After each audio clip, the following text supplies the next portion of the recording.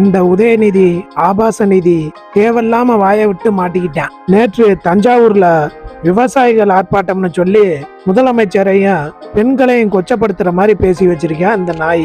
எங்க தண்ணி வருதோ இல்ல அங்க தண்ணி வரணும். காவிரி சொன்னேன். இவர் இரட்டை அர்த்தத்துல பேசினா மக்கள் யாருக்கும் புரியாது. அந்த தற்குறி திமுக பயில எச்சரிச்சுட்டு போயிருவாங்கன்னு நினைச்சிருப்பாரு போல. இப்போ சுமார் மூஞ்சி குமார் பொழுது போறோம். அந்த சத்தத்தை கேட்கிற மாதிரி ரொம்ப ஹாப்பியா நாச்சி.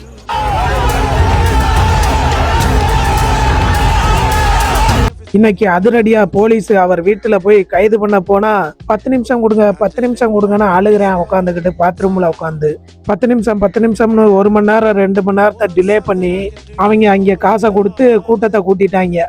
போலீஸ் வண்டியில ஏற்றி வரும்போது அப்படியே பிரம்மாண்டமா அவருக்கு ஆதரவு இருக்க மாதிரி காட்டுறாங்க.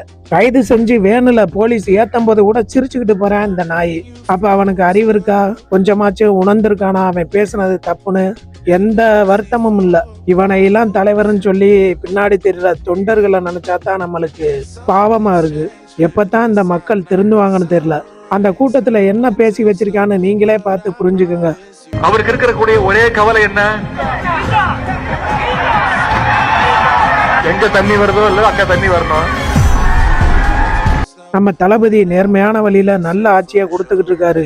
அதை எப்படியாச்சும் இவங்களுக்கு கெடுக்கணும். உதயநிதி இந்த பேச்சுக்கும் அவர் வேணுல ஏறும்போது சிரிச்சுக்கிட்டே போறதுக்கும் உங்களுடைய கருத்து என்ன? கமெண்ட்ல சொல்லுங்க.